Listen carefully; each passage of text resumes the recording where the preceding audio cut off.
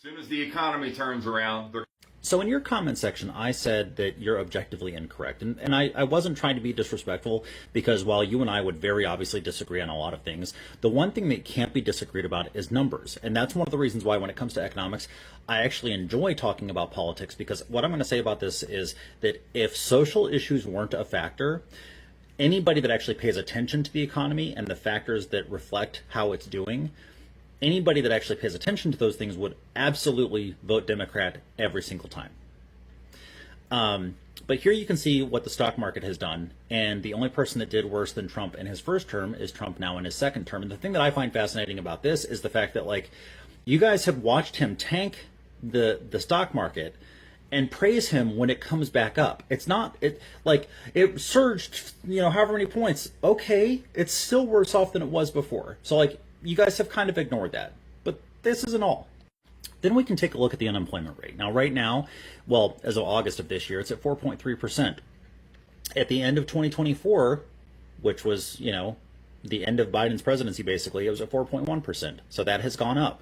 So again, the numbers are the numbers. The other thing that I do want to point out is that what do you think is going to happen is there continue to be government layoffs because of this government shutdown. Now, here's the thing about that, and I don't want to get too far into the weeds on that, but we can certainly have that conversation. It's not because of the reason that you think it is and the lies that you've been told as far as that goes.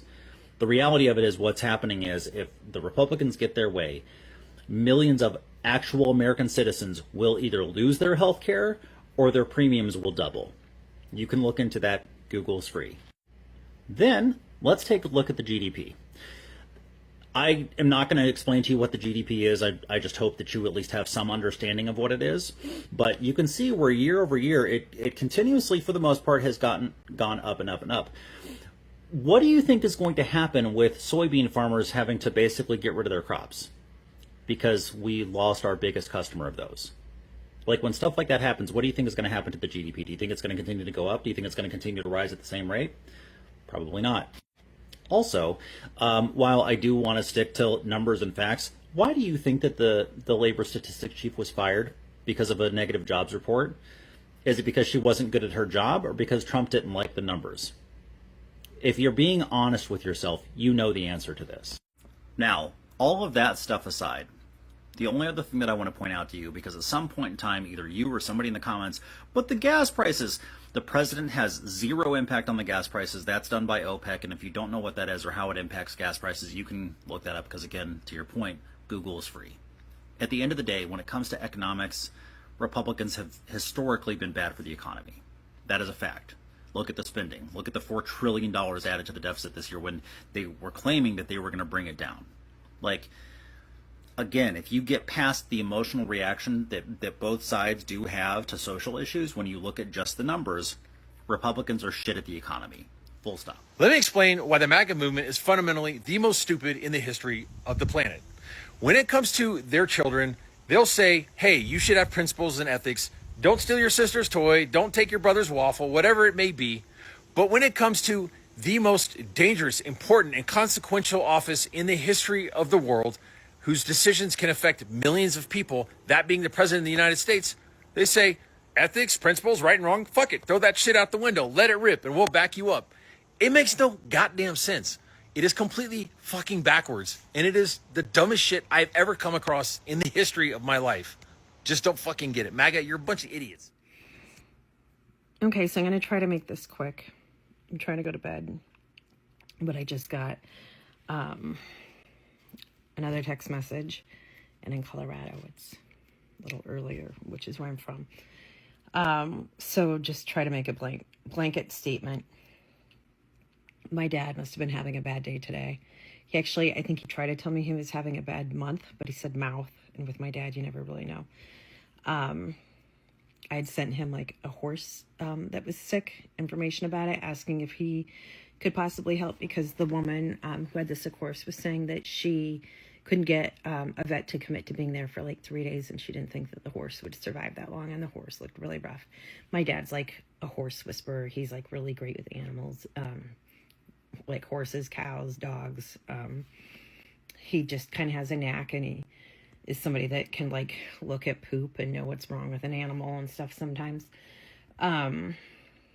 and he's just a rancher, you know, so he was like really combative about it. Don't show me this crap. I don't treat my animals like that. I'm like, neither did this lady. I thought maybe you could like give her some ideas. And so I don't know. Then he kind of apologized. That was like 8 o'clock in the morning. And then I don't hear from him until I'm coming back from the pool. And he was just really combative.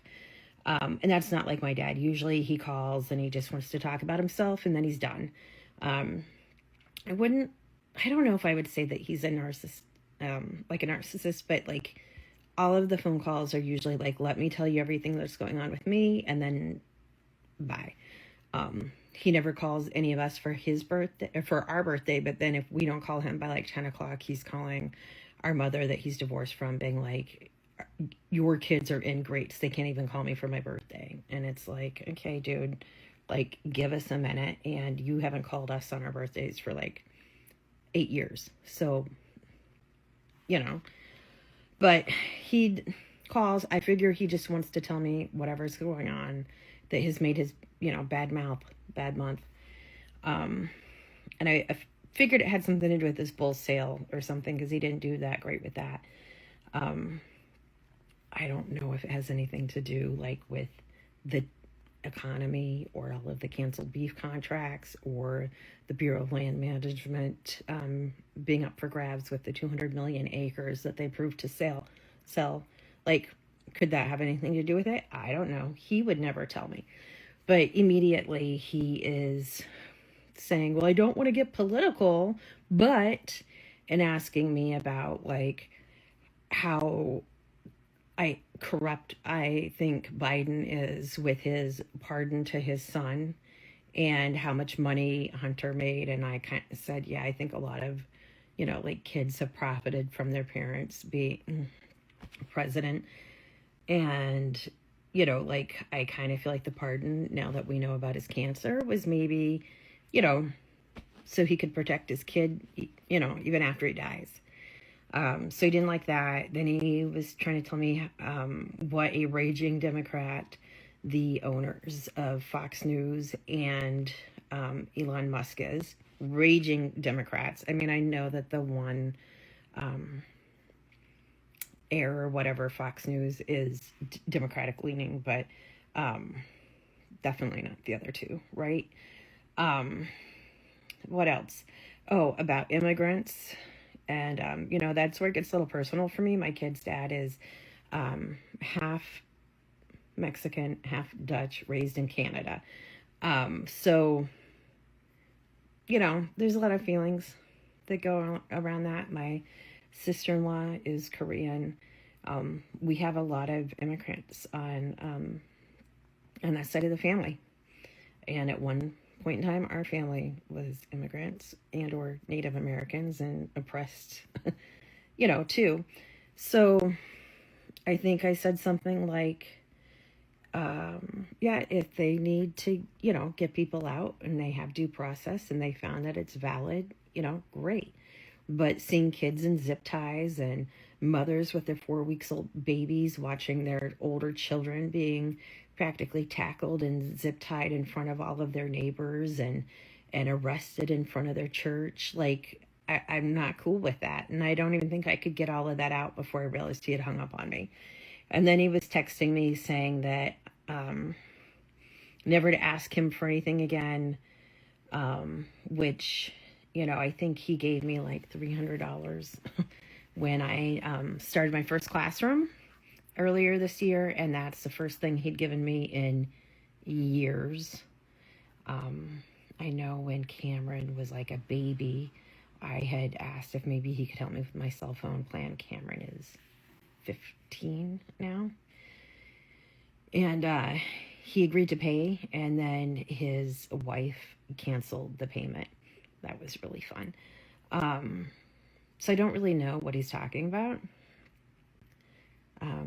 Because when it comes to him, I try not to ask him for help. Sometimes he's helped pay for my mom, like plane tickets for us all to fly out, because that can get expensive. And sometimes she buys the tickets and then asks him if he wants to help, you know, because he's going to get to see us too. But like that's That's not on my end. So, I basically just told him that if he wanted to write us out, that was fine. And if he would rather be hateful and hold on to that and, basically be a MAGA cultist that only watches Fox News, if he needed that more than he needed us, then go for it. So that's my story. Sorry it's so long. I'll be okay. My kids will be okay. They won't miss the money that he sends them for a Christmas/birthday, since he never remembers their birthdays and he has no idea when they were born.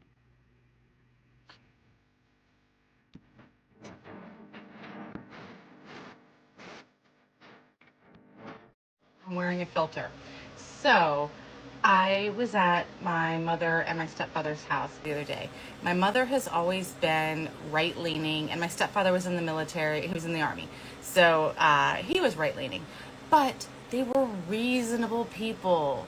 They believed in trickle-down economics and, giving tax breaks to corporations because then they would hire more people and, that silly shit. But they were not like lunatics. So he claims that he's like this big Christian now. I have not seen or heard of that man going to church since he was married in 1988.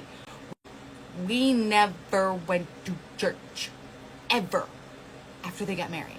Maybe once or twice at the same church where they got married, but shortly after they got married, they moved to Germany. So, there's that. Then, there is this bullshit about Muslims taking over Holland, and women, Dutch women, are being forced to wear burqas. He has no source. He just heard it. So I looked it up because I'm not gonna, sometimes crazy shit happens. So I look it up. No. In 2019, they banned them. Face scarves are banned in the EU, including the Netherlands. Very few women wear them. And they're like, they can be denied service for wearing them. So it's just like, it's insane.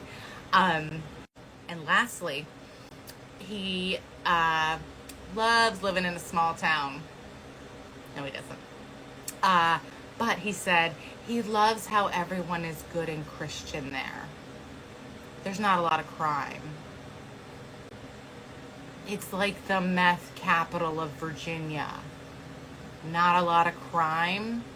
He has seen firsthand meth heads coming into the school because their kid is acting out. Because their kid is acting out because their parents are meth heads and need to be taken from their home.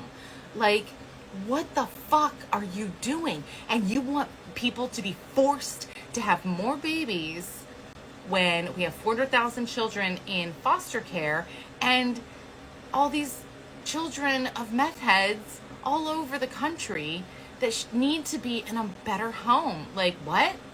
And so I was like, I'm not a Christian and I have good moral values. And he was like, well, yeah, but I mean, anyway, yeah, so probably not going there again, or at least not during 4th of July, because independence is a joke. You believe in independence? Yeah, you misgender my transgender child. She's been out for almost 2 years. Like, what the fuck, man? Get a clue. And it's not because he's old. It's because he refuses. And he used to be like a good person. Oh, and then he's like, oh, we have to make 53,000 meals for all the starving children in our county. And I'm like, okay, so why is it that you support people who want to take away SNAP, that want to take away CHIP, that want to take away, programs for elderly people? I know he's not going to answer because he doesn't do TikTok Chinese. He'll watch TikTok videos, but he doesn't have a TikTok account. All of it is bullshit. And it's so weird, like, and surreal when you're faced with someone who actually says and actually believes these things to your face. I mean, it's one thing to see those like interviews they do on the street or at protests or whatever when they ask people, you know, why they want to make, why they, you know, support Donald Trump and, you know, make America better for who and stuff like that. And these people make asses of themselves. My stepfather was in the military for 26 years. He was in intelligence. He speaks multiple languages. He has a master's degree. He went to a good college. Not an unintelligent person, but somehow has just totally, whatever that Kool-Aid is, I don't know. I think it's on the paper that they send them. It's, I shouldn't be surprised, but I am disgusted. I'm really, really disgusted. So, yay family. Don't like your present? I just thought you could use a copy of Economics for Dummies after I saw you Googling what are tariffs. Yes, the season is about giving, like giving immigrants transgender surgeries in prison. No, I haven't had an abortion this month actually. I'm saving this one for late term. Grandma, why do you have a Santa figure? I thought you don't like socialism. Come on, the dude gives presents to every child in the world and wears a big red suit. That is socialism. I've got a new job, actually. Biden personally hired me to go to all the local gas stations and change the prices to $10 a gallon. Who knew he could control the price of gas after all? Uncle Steve, I don't think you should be tweeting your body my choice when you choose to squeeze your body into a flannel that is 2 sizes too small and you forget to wear deodorant. Oh, you like a pie? That's great. I was worried the COVID vaccine and gender hormones would throw off the plane. I can go anywhere I want, anywhere I want, just not home. Inside this mental cave, throw my emotions in the grave, and all the games have been. My name is the Woker. Why so curious? To us. You taught us about charity and helping those in need, that we should do what's right, even when it's hard, even when no one's looking. You used to stop your car to give money to a homeless person or to pick up a piece of litter on the side of the road. Now we know that was about blame, not benevolence. You always thought you were better than those people, that they were the problem and you the solution. You weren't teaching us who to become. You were teaching us who to condemn. You betrayed us. You taught us to love and accept everyone, that we shouldn't throw rocks in a glass house, that only God could judge. But now we know that was about appearances, not principles, that it was only your image that was truly sacred, and we, your children, were pawns in a game. Smiling faces and Christmas card photos to prove your perfection to your peers. You abandoned us. You told us that hard work and perseverance would always pay off. Just go to college, get a good job. You claimed you wanted us to have a better life than you. You promised us the keys to the kingdom. And then you got so comfortable on the throne that you somehow justified it to yourself as you watched us become peasants. So today I lost my dad to MAGA. See, I live in Texas. I have an 11-year-old daughter in middle school, and I have a 17-year-old son that's about to graduate high school. I'm happy he's graduating for a number of reasons, but the biggest reason is it's the last year I got to worry about him being in a classroom. Now, as far as my daughter goes, I got 7.5 more years of her being in a classroom, not to mention being a young woman in Texas, and we all know what that means. So I called my pops to give him some education with what's going on in Texas. I gave him the initial proposals of what's going on. I talked about the bounties on women's head for abortion. I talked about the restrictions on stalking that have been loosened. I told him about our crooked-ass attorney general who sued the government for the rights to our medical records. Let's be honest, it's not medical records. It's not doctor records. It's gynecological records, right? I tried to explain the dire consequences that this could have directly on my daughter if this man gets into office and if Project 2025 comes to light. I reminded him that my girl is Jewish and the amount of anti-Semitic hate that's about to literally be written in a fucking legislature and be allowed to be spoken out loud, full-throatedly. Now, I'm sure as I explain this, you have kind of a stereotypical image of what my dad might be like. But what if I told you my dad is a gay man who gets his affordable HIV medicine through the Affordable Care Act, who loves smoking weed, who lives off of Social Security because he's unemployed? So I called this man and asked him, Not as a Democrat, not as a Trump hater, not as the left, but as his son.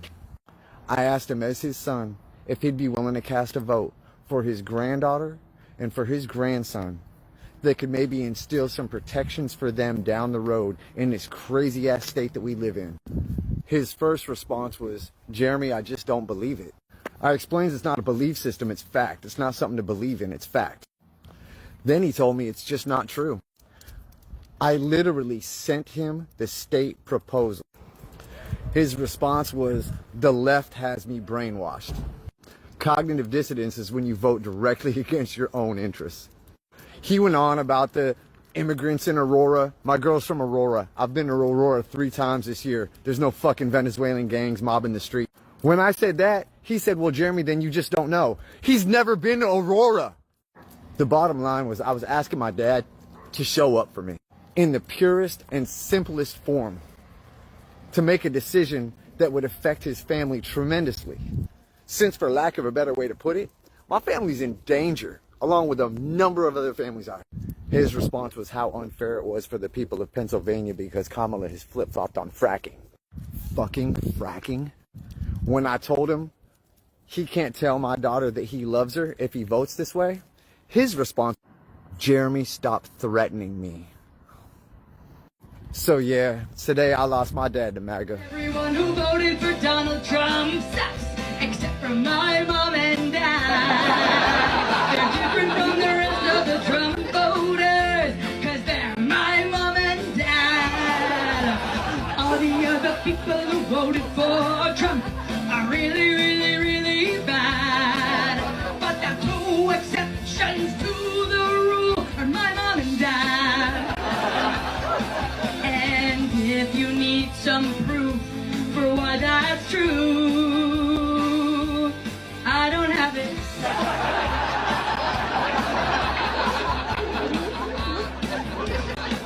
And if your parents voted for Trump too, fuck them, those racist pieces of shit.